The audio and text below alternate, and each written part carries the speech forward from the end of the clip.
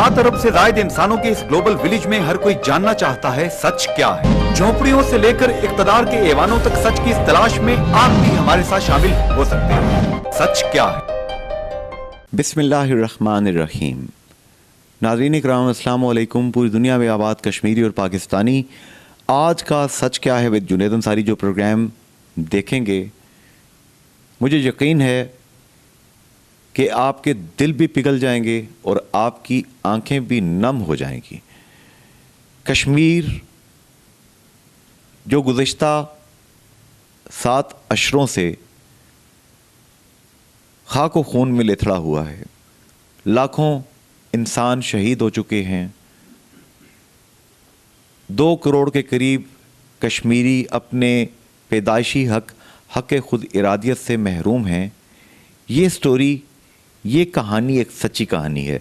मैं इस वक्त पाकिस्तान में सबसे पहला सीटी स्कैन लगाने वाले एक अजीम इंसान मेजर डॉक्टर रिटायर्ड इब्रार साहब के घर पे मौजूद हूँ और आपके वालिद मरहूम एक अजीम इंसान जिन्होंने ना सिर्फ तहरीक आज़ादी कश्मीर के लिए काम किया बल्कि दामे दिरमे सुखने कदमे चले, इंशाल्लाह मंजिल आएगी।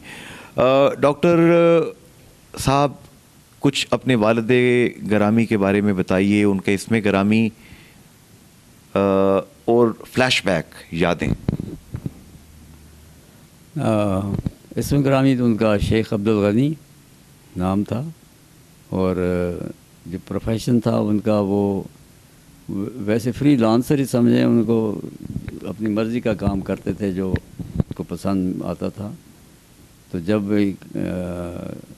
कश्मीर में जाकर सेटल हुए, मुज़फ़्फ़राबाद ओरिजिनल रहने वाले थे, उनका जॉब कश्मीर में उन्हें मिला।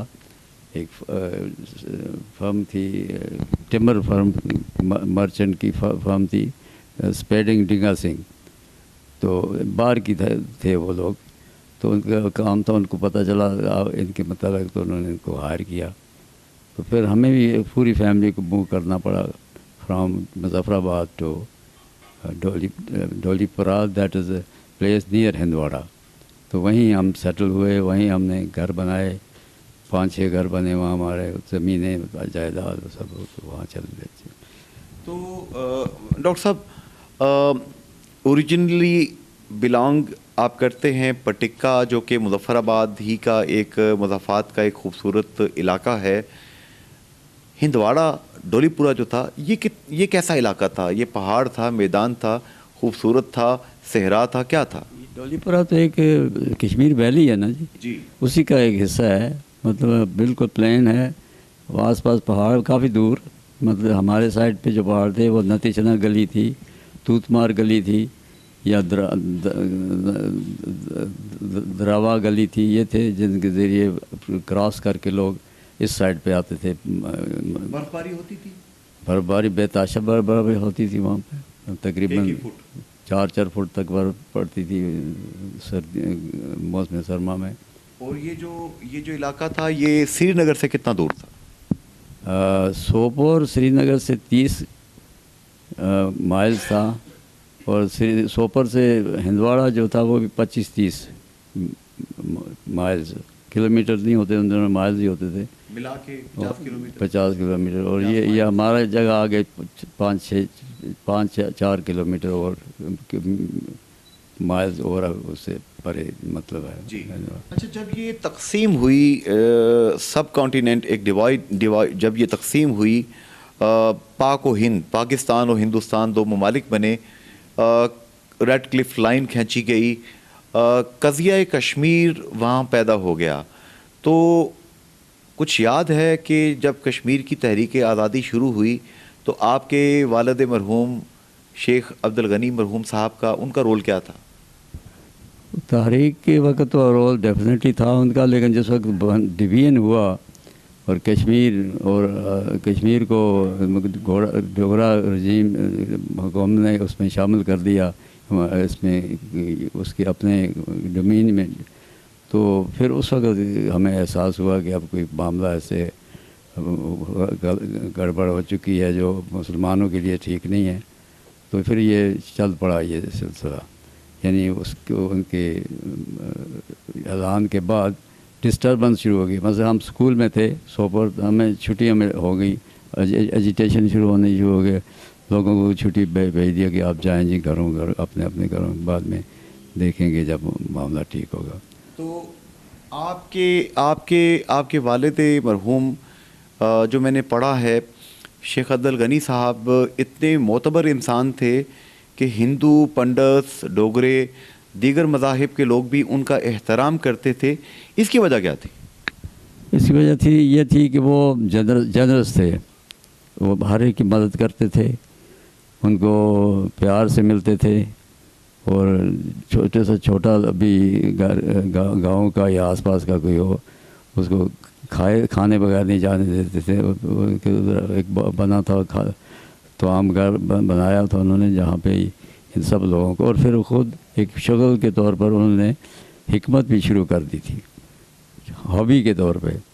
بڑی بڑی طبیں، اتنی موٹی موٹی کتابیں اس وقت زمانے میں نے رکھی تھیں، شفا میں لوگ تو یہاں جب مظفر آباد واپس آئے تو ان کو فوری طور پہ ہاتھوں ہاتھ لوگوں نے لیا، اور انہوں نے مجبوراً ان کو ایک شفا خانہ کھولنا پڑا.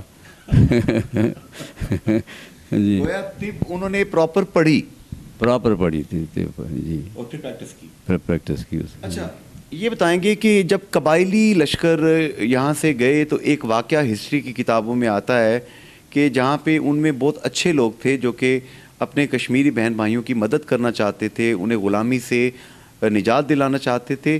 وہاں پہ شاید کچھ ایسے لوگ بھی تھے جو کہ اخلاقی لحاظ سے اتنے مضبوط نہ تھے. ایک واقعہ پیش آیا تھا، وہ کیا واقعہ تھا؟ وہ اس طرح تھا کہ کچھ ارریگولر ان میں لوگ تھے جو مطلب ڈاؤٹ فل کریکٹر کے تھے، وہ ان کا کوئی کنٹرول نہیں ہوتا تھا. اور کوئی ریگولر ٹروپس تھے، ان کا جو ہیڈ کوارٹر انہوں نے، چونکہ ہمارا گھر خالی ہو چکا تھا، سارے فیملی ممبر وہاں سے شفٹ کر آئے تھے، وہ بیک ٹو مظفر آباد. تو وہ انہیں وہاں ہیڈ کوارٹر مل گیا، اسٹوریج کی سب جگہ مل گئی، بریگیڈیئر وغیرہ جو تھے، فل کرنل تھے، یہ سب وہاں پہ. خالد، بریگیڈیئر خالد جی، ان کا نام کچھ اور تھا لیکن بریگیڈیئر خالد ان کو کہتے تھے. وہاں واقعہ کیا پیش آیا؟ واقعہ اس طرح تھا کہ صبح کے وقت وہ جو ریگولر لوگ تھے، مطلب جو ساتھ اٹیچ کے طور پہ پارٹ آف دا، تو وہ آس پاس پنڈتوں کی آبادی تھی، بڑے اچھے لوگ، شریف لوگ تھے، ینگ ان کی بچیاں اور بیٹے. انہوں نے یہ کیا، ایک گھر سے وہ جا کر وہاں سے مجھے بہت اچھی طرح یاد ہے، میں اس وقت 9th میں 8th میں تھا، 11-12 سال ایج، 13 سال میں ایج تھی میری.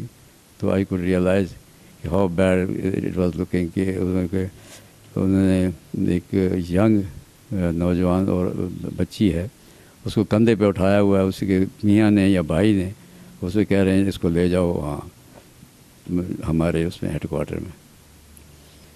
تو یہ ان کو لیورن کیا، ہم نے کمرے میں بٹھایا. تو والد صاحب میں بڑا غصہ آیا، انہوں نے کہا یہ تو نہیں ہو سکتا ہے، ایسا نہیں ہونا چاہیے. تو اس کے جو ہیڈ تھے نا اس کو انفارم کیا انہوں نے. تو یہ تو سب لوگ ان کے ساتھ گئے، تو وہ ریکوری کرائی. یہ ایک لڑکی تھی اور باقیوں کے بھی ایسے انہوں نے کیے بعد میں، باقی کی ریکوریز کی. تو یہ جو ارریگولر ٹروپس تھے ان کو پھر جب آپ کے والد محترم نے جرأت کر کے ہندوز کے ساتھ، پنڈتس کے ساتھ، ان کی بیٹیوں کے ساتھ یہ غیر اخلاقی حرکت کرنے سے روکا، تو پنڈت جو تھے وہ آپ کے والد مرحوم کا بہت احترام کرنا شروع ہو گئے. پہلے سے احترام کرتے تھے، لیکن وہ پھر ظاہر ہے وہ بعد میں بہت ہی زیادہ وہ ممنون تھے کہ ایسا ہماری عزت بچ گئی. تو اس سے تھوڑا آگے بڑھتے ہیں. آپ کے میں نے ایک اور واقعہ پڑھا ہے تاریخ میں ہی، کہ کچھ آرٹیکلز میں نے پڑھے ہیں کہ آپ کے والد صاحب جو تھے ان کا دروازہ کھلا ہوتا تھا، مجاہدین جو تحریک آزادی کے لیے کام کر رہے تھے، کہ جب وہ آتے تھے انہیں کھانا بھی کھلاتے تھے، انہیں وہ کپڑے بھی دیتے تھے، انہیں رہائش بھی مہیا کرتے تھے. اور کئی انسپیکٹرز، کئی پولیس کے لوگ جو کہ ہندو تھے یا سکھ تھے، وہ آپ کے والد مرحوم کے احترام کی وجہ سے انہیں گرفتار نہیں کرتے تھے. بالکل صحیح ہے. وہ ایکچولی ان کو اسٹور ہوتا تھا، اس میں کپڑے وغیرہ پڑے رہتے تھے، مجھ سے جو بڑے بھائی تھے وہ اس کے انچارج تھے، وہ کھولتے تھے اس کو اور ڈسٹریبیوٹ کرتے تھے کپڑے، سامان وغیرہ، کھانے کی چیزیں وغیرہ. یہ مطلب ہے کہ بڑا ایک بڑا طریقہ کار تھا، آرگنائز ڈسپلن طریقہ کار. جی تو اتنا مالی بوجھ آپ کے والد محترم، کیا وہ پریشان نہیں تھے ہوتے کہ اتنا بوجھ پڑ گیا مجھ پر؟ خوش ہوتے تھے وہ تو خوش ہوتے تھے کہ یہ لوگ جو ہیں وہ اپنی خدمت کر رہے ہیں. کیونکہ اللہ تعالیٰ نے دیا تھا اتنا کہ وہ کچھ 5-6 سال میں انہوں نے 6-7 مکان بنا لیے تھے اور وہاں پہ زمین بھی تھا بہت. اچھا آگے بڑھیں اس سے. جب گاندھی جی آپ کے گاؤں کو تشریف لائے، آپ کے گھر آئے، تو آپ اس وقت کتنی عمر کے تھے جب آپ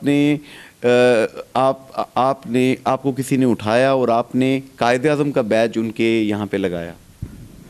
یہ گاؤں کی بات نہیں، یہ سوپور کی بات ہے. جی. بارہمولہ سے گاندھی سے سوپور ایک کراسنگ ہے، وہ کراس کر کے سری نگر روڈ پہ نکلنا تھا. تو وہاں پر ہم مسلم اسٹوڈنٹ فیڈریشن کی طرف سے مجھے انہوں نے سلیکٹ کیا تھا کہ آپ جا کے وہاں پر اپنے آپ کو لے جائیں گے، آپ ان کو یہ بیچ جو ہے پریزنٹ کرنا. تو میں بڑا ڈر رہا تھا پہلے شروع میں، کیونکہ پتہ نہیں. میں اس وقت 8ویں میں تھا، تقریباً 13 سال یا 14 سال. تو لیکن کوئی ہمت آ گئی جب وہ نزدیک پہنچے تو میں کھڑا ہو گیا. میں وہاں تو انہوں نے گاڑی کھڑی کر دی. تو ایسے میں نے کہا یہ بیج ہے قائد. تو وہ بڑا خوشی ہو گیا تھا، یہ لگائیں یہاں پہ. ایسے کیا اس نے اور مجھے ایسے ہاتھ تک مجھے یاد ہے. ایک جملہ کہا انہوں نے، پاکستان زندہ باد. اور انہوں نے یہ بھی کہا کہ ہم نے پاکستان کی منظوری دے دی ہے. منظوری دے دی. جی بالکل. جی. تو اب یہ بتائیں گے سر کہ آپ کے کل کتنے آپ بہن بھائی تھے، اور باقی جو بہن بھائی ہیں ان کے بارے میں کوئی تفصیل بتائیں. اتنے بڑے والد کی اولاد، باقی بہن بھائی کہاں ہیں، اس میں اسماء گرامی کیا کیا ہیں ان کی؟ بس یہ علی اکبر جو تھے وہ سب سے بڑے. انہوں نے FA BA تھے جب انہوں نے یہ واقعہ پیش آیا تو آنا پڑا یہاں. اس سے چھوٹے وہ بھی اسی کلاس میں تھے، علی اصغر اس کا نام تھا. تیسرا میں تھا، میں اس وقت 8ویں 9ویں جماعت میں تھا. تو میں بھی مجھے چھوڑنا پڑا وہاں سوپور.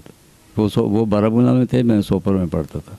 اور سوپور میں میرے ساتھ میرا ایک کزن تھے، شیخ قیوم ان کا نام ہے. وہ آج کل مظفر آباد میں ہوتے ہیں، وہ فارسٹ کے وہ رہے ہیں، گیم وہ جو گیم وارڈن کے ہیڈ رہے ہیں، چیف کنزرویٹر کے ساتھ. تو وہ ہمارے پاس ہی ہوتے تھے، ہمارے ساتھ ہی تھے وہاں پہ، کیونکہ ان کے والد صاحب بھی یہاں سے تشریف وہاں لے گئے تھے مظفر آباد سے. وہ بھی اسی فارم کے وہ تھے مینیجر. تو وہ یہ ہم اکٹھے کئی عمر میں اکٹھے تھے اس سوپور میں. تو اس کے بعد میں آ گیا. میں نے پھر یہاں کے میٹرک کیا. میٹرک کے بعد FSC گارڈن کالج سے کی. پھر میں کراچی ڈاؤ میڈیکل کالج میں چلا گیا، وہاں سے MBBS کیا. پھر فوراً آزاد کشمیر آرمی میں ضرورت تھی ڈاکٹر کی، تو وہاں چلا گیا ایک AMC میں. وہاں پھر میں نے 64 اس میں بار 65 اور 71 بار، دو بار میں تھا. اسی دوران میں مجھے وہ ملا تھا ایوارڈ تک میں 71 کا. تو میرے سے چھوٹے جو تھے شیخ عطاءاللہ، اس نے وہاں جا کے ایگریکلچر میں ڈگری کی پاکستان میں. شیخ عطاءاللہ نے پھر وہیں سے وہ جاب مل گئی ان کو، ایگریکلچر آفیسر آزاد کشمیر میں. اس سے چھوٹے شبیر جو تھے وہ چلے گئے جرمنی PhD کے لیے. انہیں اس پہ جو ہوتا ہے چارہ فاڈر پہ انہوں نے ریسرچ کی، اور اس پر انہوں نے اس کو وہاں پہ سرٹیفکیٹ آنر دیا گیا. اس کے بعد وہ امریکہ چلے گئے تھے. ان کی کچھ ایسے حالات تھے کہ وہاں جانا پڑا ان کو. اچھا، تو اب آپ کے اپنے بچے جو ہیں جناب ڈاکٹر ابرار صاحب، آپ کے اپنے بچے کتنے ہیں اور وہ کیا کیا کرتے ہیں؟ جی 4 بچے ہیں.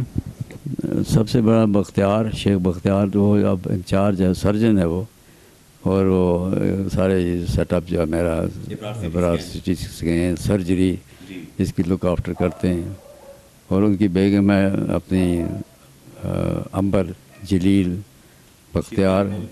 شی از گائنیکالوجسٹ، عام سی گائنیکالوجسٹ نہیں ہے، she is very well known FRCOG ہے. نہیں FRCOG نہیں ہے، وہ تو انگلینڈ کی ڈگری ہے، وہ پاکستان FCPS کیا ہوا ہے، لیکن وہ well known all over the country and abroad. کیونکہ اس کے ویب سائٹ ہے ان کے، یہاں کوئی باہر سے آتا ہے پتہ کرنے کہ جی کوئی بیسٹ گائنیکالوجسٹ پاکستان میں کون ہے تو ان کا نام ملتا ہے. ٹاپ. تو دوسری بیٹی ایک یہ تو بیٹا ہے نا، دوسرا بیٹا ہے وہ انگلینڈ میں ہے، لیپروسکوپک سرجن ہے وہاں پہ. جی وہاں پہ. تیسری جو بیٹی ہے وہ کنسلٹنٹ ہے اس میں سائیکیٹری میں UK میں. She is very bright at the same time. She is وہاں کی جو ڈگری ہے اس کی سائیکیٹری کی وہ کی ہے MBBS کے بعد، اور ایک اور ڈگری بھی کی لی ہے، مجھے اب سب کا پورا نہیں ایکچولی. تو جو 4th بیٹی ہے وہ امریکہ میں ہے. She is also doctor. تو اب مجھے یہ بتائیں گے سر کہ اب آپ یہ سب کچھ دیکھتے ہیں ڈاکٹر اقبال صاحب، آپ کے والد مرحوم آپ کے ساتھ یادیں ٹریول کرتی ہیں پٹکا سے ڈولی پورہ سے واپس مظفر آباد، پھر پنڈی آ کے ایک محنت والی زندگی. ڈاکٹر GM پیرزادہ صاحب جب میرپور میں، مرحوم وہ میڈیکل اسپیشلسٹ تھے، آپ وہاں پہ سرجن تھے، اور آپ کی اہلیہ محترمہ وہاں پہ گائنیکالوجسٹ تھیں. تو کشمیر کی پرانی یادیں کیا اب بھی دل میں ہوک اٹھاتی ہیں؟ ہاں بالکل ہیں بالکل ہیں، اس میں شک کی بات ہی کوئی نہیں. پیرزادہ صاحب سے تو پہلی دفعہ ملاقات تو گارڈن کالج میں ہوئی نا. وہ ہم سے سینئر تھے. ہم جب FSC میں آئے تو وہ BSc میں تھے اس وقت. تو اس کے بعد ان سے میرا ساتھ رہا کراچی میں ڈو میڈیکل کالج میں، وہ بھی گئے اور میں بھی گیا وہیں تھا. وہاں تو 5 سال اکٹھے ہی رہے یعنی ایک ہی روم دوسرا تھا، لیکن بالکل دن میں کئی دفعہ ملتے تھے، محفلیں اکٹھی ہوتی تھی.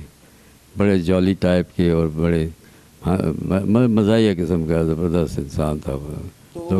اب آپ میں دیکھ رہا ہوں کہ آپ کے والد محترم کے متعلق بھی آپ یادیں آپ کو آتی ہیں، اور ایک نیک انسان، ان کی آگے اولاد بھی نیک. آپ اپنے بچوں کو بھی کبھی دل چاہتا ہے کہ لے کے جائیں ڈولی پورہ، لے کے جائیں کشمیر؟ جی میں 1979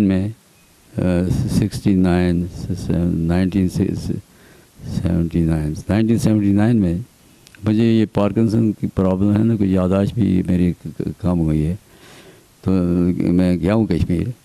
جی بچے تو نہیں، میری بیگم اور میں، اور ایک گروپ آف لیڈیز تھا. انفیکٹ اٹ واز وہ نظیرہ جب آئی تھی تو انہوں نے انڈیا کے ساتھ گڈ ول کے طور پہ گروپ تیار کیا تھا کہ 89 میں کہ وہ جائے، وہ کشمیر جا کے ذرا لوگوں وفود کا تبادلہ. جی اس میں سب لیڈیز تھی، میں ایک وہ تھا میل.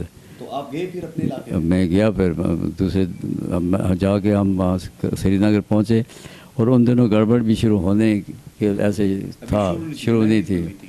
ہاں جی. تو ہم ہاؤس بوٹ میں ٹھہرے تھے وہاں پہ ڈل لیک میں. تو وہاں سے دور، اور ان کے رشتہ دار بھی تھے نا وہاں پہ میری وائف کے، ایکچولی سری نگر سے ہیں یہ بھی. اچھا یہ سری نگر سے وہاں پہ ہاں خاندان تھے ان کی، چچا وغیرہ، یہ آدھا فیملی ادھر تھی، آدھی ادھر تھی. بیسیکلی یہ دادا جو تھے وہ کابل کے تھے نا، تو وہاں سے مائگریٹ کر کے آئے تھے جموں، پھر سری نگر، پھر اس طرح. تو اس طرح تھا. تو پھر وہاں سے ہم اگلے دن گاڑی لی ان کی ہم نے، اور ڈولی پورہ کے لیے آ گئے. اچھا ظاہر ہے کہ experience, there is no shortcut to experience. آپ کیا سمجھتے ہیں اتنی نسلیں، تیسری نسل بھی اس وقت تقریباً جانے والی ہے، کشمیریوں کی چوتھی نسل ہے، برہان وانی کی نسل ہے، یہ 18 سال سے لے کر 22 سال کے نوجوان یہ بھی آزادی مانگ رہے ہیں. کیا کشمیر کو آزادی ملے گی ڈاکٹر صاحب؟ اب تو دنیا کی کوئی طاقت جو ہے یہ روک نہیں سکتی. آزادی جو ہے وہ ملنی ہے. It is a matter of time, maybe 1 year 2 years اور maximum 3 years. Kashmir is going to be liberated. It will be independent probably state. Pakistan کے ساتھ اچھے تعلقات ہوں گے، انڈیا کے ساتھ اچھے تعلقات رکھے، باقیوں سے اچھے. لیکن پاکستان کے فائدے میں یہ ہوگا کہ مسلمانوں کو ایک آزاد ملک رہنے کے لیے جنہوں نے اتنی اسٹرگل کی ہے، اتنی قربانیاں دی ہیں، وہ ان کو ملے گی. They deserve this piece of land for their own self to rule itself themselves. Why Hindus from India should come rule them and kill those children their children and wives, rape their wives.